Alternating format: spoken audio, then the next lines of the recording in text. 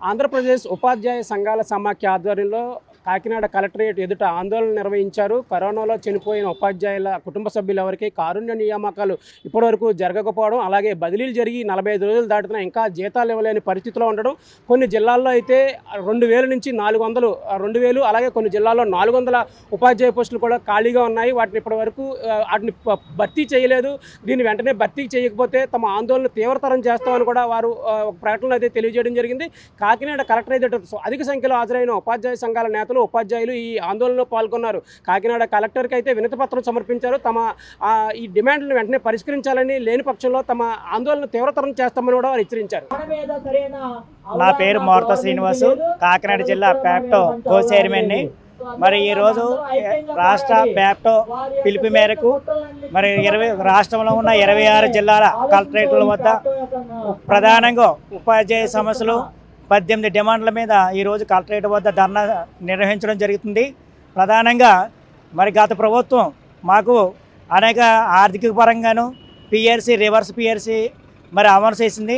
అటు రివర్స్ పిఆర్సీలో పిట్మెంట్ తక్కువ ఇవ్వడం, అలాగే హెచ్ఆర్ఏలు తగ్గించడం, అలాగే రిటైర్ అయిన ఉపాధ్యాయులకి క్వాంటమ్ పెన్షన్ తగ్గించడం, మరి ఆర్థికంగా గత ప్రభుత్వంలో నష్టపోయే ఉద్దేశంతో మరి ప్రస్తుతం ఉన్న ప్రభుత్వానికి మేము మద్దతు ఇవ్వడం జరిగింది. మరి కూటమి ప్రభుత్వం సూపర్ 6 పథకాలు అమలు చేస్తూ ఉంది. మరి ప్రజలకు అమలు చేయడంలో మరి ఉద్యోగ ఉపాధ్యాయుల పాత్ర ఎంతైనా ఉంది. మరి మేము వాటిని అమలు చేయడంలో మేము స్వాగతిస్తున్నాం. కానీ ఉద్యోగ ఉపాధ్యాయుల సమస్యలు, ఆర్థికపరమైన అంశాలు, ఆర్థిక అంశాల పట్ల మరి ప్రభుత్వం నిర్లక్ష్య వైఖరిని అవలంబిస్తూ ఉంది. మరి ఉద్యోగ ఉపాధ్యాయులు ఈ కూటమి ప్రభుత్వం ఏర్పడిన తర్వాత మరి అసంతృప్తి అనేది ఉన్నది. మరి 4 డిఏలు పెండింగ్ డిఏలు ఇవ్వాలి.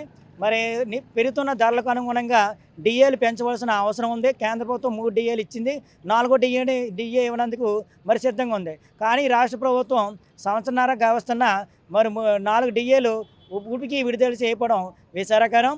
మరి అదేవిధంగా P4 విధానం, మరి ఉపాధ్యాయులు ఎవరైతే ఉన్నారో ఆ ఉపాధ్యాయులు మధ్యతరగతి శ్రేణుల్లోకి వస్తారు. మరి మమ్మల్ని మరి P4 విధానంలో మరి దత్తత తీసుకుని మార్గదర్శకాలు ఉండడం అనడం ఎంతవరకు సమంజసమో ప్రభుత్వం పునరాసన చేయాలి.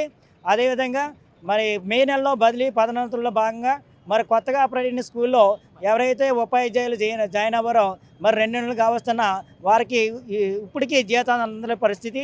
అలాగే మరి పంచాయతీరాజ్ శాఖలో 2020-21 నుంచి కరోనా టైం నుంచి ఉపాధ్యాయులు మరి ఎక్కువ మంది మరణించారు. వాళ్ళ కుటుంబాలకు ఇప్పటికీ కారుణ్య నియామకాలు చేపట్టలేదు. మరి పంచాయతీరాజ్ శాఖలో ఖాళీలు లేవు కాబట్టి మరి కలెక్టర్ పూల్లో మరి వారికి ఉద్యోగ నియామకాలు చేపట్టి ఆ కుటుంబాలను ఆదుకోవాలని తెలియజేస్తున్నాం. అలాగే మరి 2004 సెప్టెంబర్ 1 ముందు ఎవరైతే ఉద్యోగ నియామకాలు నోటిఫికేషన్ ద్వారా ఉద్యోగ నియామకాలు మరి నియమింపబడ్డారో వారికి కేంద్ర ప్రభుత్వం జారీ చేసిన మెమో నెంబర్ 57 ద్వారా ఇప్పుడు వారికి పాత పెన్షన్ వర్తింపజేయాలనేసి మేము అడుగుతూ ఉన్నాం. మరి మిగతా రాష్ట్రాల్లో కొన్ని రాష్ట్రాలు ఇంప్లిమెంట్ చేసినాయి, మరి కేంద్ర ప్రభుత్వం కూడా ఇంప్లిమెంట్ చేసింది. మరి అదేవిధంగా మన రాష్ట్ర ప్రభుత్వం కూడా డిఎస్సి 2003 ముందు ఎవరైతే ఉపాధ్యాయులుగా నియమింపబడ్డారో వారికి పాత పెన్షన్ వర్తించబోనేసి అడుగుతూ ఉన్నాం. అదేవిధంగా మరి ఈ ప్రభుత్వం చెప్పింది సిపిఎస్ అలాగే రద్దు చేసి పాత పెన్షన్కి అమలుకు ఇప్పుడు ఇంకా తక్షణం చర్యలు చేపట్టాలని అడుగుతున్నాం.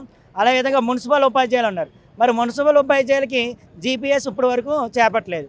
అలాగే ఇప్పుడు పాలిస్తున్న ప్రభుత్వం తెలుగుదేశం పార్టీ, అలాగే మిగతా బీజేపీ, జనసేన, మరి ఆంధ్రప్రదేశ్ తెలుగు ప్రజలు మరి ఈరోజు ఇంగ్లీష్ మీడియం పాఠశాలలో ప్రవేశపెట్టింది. అదేవిధంగా మరి దాని సమాంతర తెలుగు మీడియం కూడా అమలు చేయమని ఈ ప్రభుత్వాన్ని అడుగుతున్నాం. మొన్నటి వరకు 10వ తరగతి విద్యార్థులు ఇంగ్లీష్ మీడియంలో రాశారు. మరి ఈరోజు మొన్నటి వరకు ఇంగ్లీష్ మీడియం తెలుగు మీడియంలో రాసిన వాళ్ళని మరి పేపర్లో వాల్యూ చేశారు. మరి ఇప్పుడు కేవలం ఇంగ్లీష్ మీడియమే రాయాలి, మీరు తెలుగు మీడియంలో రాస్తే మరి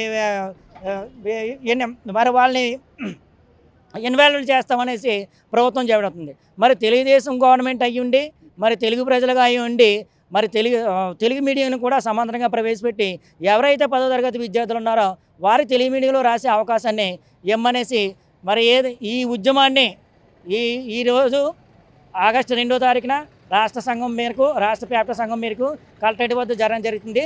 తదుపరి ఈ నెల 12వ తారీఖున రాష్ట్ర సంఘం ఏదైతే పిలిపించిందో మరి సొలో విజయవాడ ఉంటుందనేసి ఏవైతే ఈ మా ప్రధాన డిమాండ్లో ప్రభుత్వం చొరవ తీసుకుని పరిష్కరించమని మీ ద్వారా తెలియజేస్తున్నాం. థ్యాంక్